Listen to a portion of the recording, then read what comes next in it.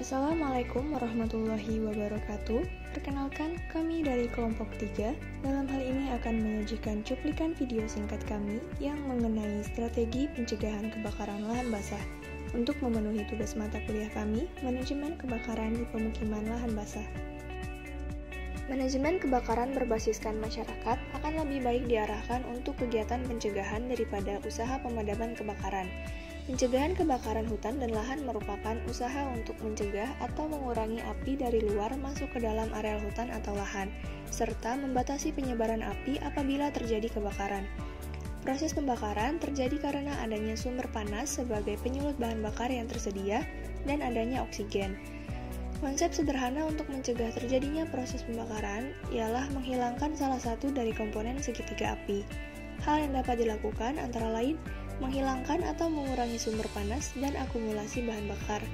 Adapun strategi yang dapat dijadikan acuan dalam usaha pencegahan terjadinya kebakaran meliputi sistem peringatan dini, peningkatan partisipasi masyarakat, dan memasyarakatkan teknik-teknik ramah lingkungan dalam pengendalian kebakaran. Adapun strategi yang dapat dijadikan acuan dalam usaha pencegahan terjadinya kebakaran, yang pertama yaitu sistem peringatan dini. Apa sih sistem peringatan dini? Jadi, berdasarkan faktor-faktor lingkungan yang mempengaruhi mudah terbakarnya vegetasi dan biomasa, tingkat penyebaran, kesulitan dalam pengendalian, dampak kebakaran, dan faktor klimatologis, serta kemajuan teknologi. Maka dikembangkanlah sistem peringkat bahaya kebakaran atau Fire Dangerous System sebagai sistem peringatan dini bahaya kebakaran. Lalu, bagaimana sih sistem peringatan dini di Indonesia? Di Indonesia, sistem ini dikembangkan oleh Canadian Forest Service atau CFS serta sejumlah lembaga pemerintah seperti Departemen Kehutanan, BMG, BPPT, dan Bakornas, dan universitas melalui dukungan dana hibah dari CEDA, Canadian International Development Agency.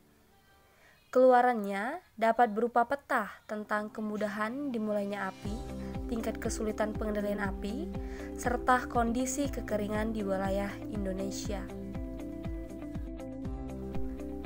Jika dari hasil sistem peringatan dini yang telah dilakukan di tingkat lembaga pusat maupun daerah menunjukkan adanya indikasi akan terjadinya kemarau panjang yang berpotensi menimbulkan kebakaran, maka perlu dilakukan tindakan. Apa saja sih tindakan yang perlu dilakukan? Pertama, yaitu dengan menyebarkan peringatan dini melalui media lokal seperti media cetak maupun radio. Hal ini bertujuan agar diketahui oleh kelompok target pemanfaat hutan, politisi, masyarakat, dan pengelola lahan lain mengenai akan terjadinya kemarau panjang yang berpotensi menyebabkan kebakaran. Tindakan kedua yaitu memantau aktivitas di sekitar lahan dan hutan, terutama daerah rawan melalui patroli harian. Tindakan ketiga yaitu menyebarluaskan informasi larangan melakukan pembakaran hutan dan lahan. Keempat, melakukan persiapan, pelatihan, dan penyegaran untuk semua petugas terkait dan masyarakat dalam usaha-usaha pemadaman kebakaran.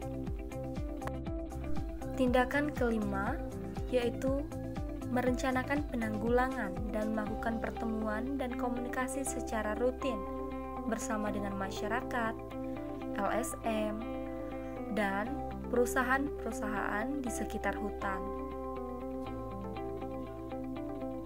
Lalu, yang keenam, memastikan ketersediaan peralatan pemadaman dan semua peralatan berfungsi dengan baik. Baiklah, selanjutnya saya akan menjelaskan faktor-faktor apa saja yang mempengaruhi partisipasi masyarakat.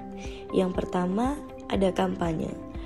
Kampanye peningkatan kesadaran masyarakat terhadap bahaya kebakaran dan penegakan hukum melalui dialog langsung dan atau melalui media penyuluhan, baik secara baku, cerita, stiker, brosur, kalender, poster, dan lain-lain. Baiklah, yang kedua itu pemberian insentif agar masyarakat akan memperoleh manfaat dari partisipasi aktif mereka dalam mencegah dan menanggulangi kebakaran. Insentif dapat diberikan dalam bentuk pengembangan produk-produk alternatif yang dapat dihasilkan masyarakat seperti hasil kerajinan rotan, pembuatan briket arang, dan kompos, serta dalam pengembangan kegiatan-kegiatan ekonomi yang ramah lingkungan, misalnya budidaya ikan dalam kolam BJ dengan memanfaatkan parit atau kanal yang ditabat. Peningkatan kemampuan masyarakat dilakukan melalui pelatihan dan bimbingan. Dan yang terakhir yaitu pembentukan tim pemadam. Pembentukan tim pemadam kebakaran atau fire bridge di tingkat masyarakat yang difungsikan untuk membantu menanggulangi kebakaran hutan dan lahan sejak dini di wilayahnya.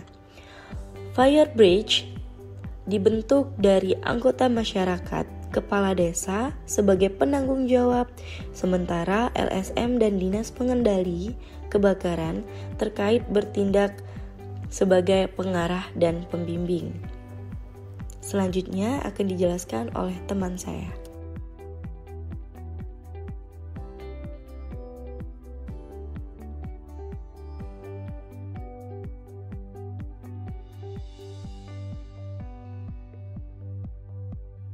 Adapun manfaat dari parit sebagai sekat bakar yang digunakan untuk strategi pencegahan kebakaran hutan dan lahan gambut. Yang mana manfaat sekat bakar ini sebagai pemisah bahan bakar dan menghambat penyebaran api agar pada saat musim kemarau dapat dimanfaatkan sebagai tandon air untuk pelaksanaan pemadaman jika terjadinya kebakaran. Ada juga manfaat dari parit tersebut bisa menjadi atau difungsikan sebagai kolam ikan budidaya oleh masyarakat sekitar. Hambatan pelaksanaan teknik zero burning.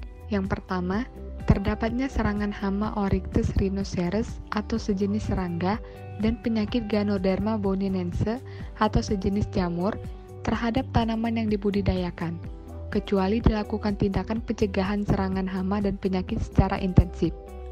Yang kedua, pada hutan sekunder dan rawa gambut, pelaksanaan zero burning membuat daerah ini rawan terhadap serangan rayap. Yang ketiga, timbunan kayu atau biomasa dapat menjadi tempat berkembang biak tikus.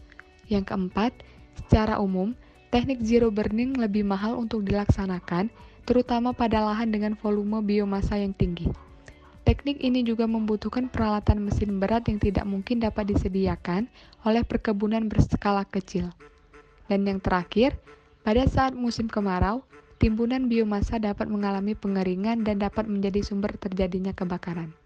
Baiklah, di sini kami akan membahas tentang teknik penanaman kembali, meliputi yaitu 1. Perencanaan. Perencanaan dengan cara melakukan pembuatan desain, pelatihan untuk personil atau kontraktor pelaksana, dan penataan kembali.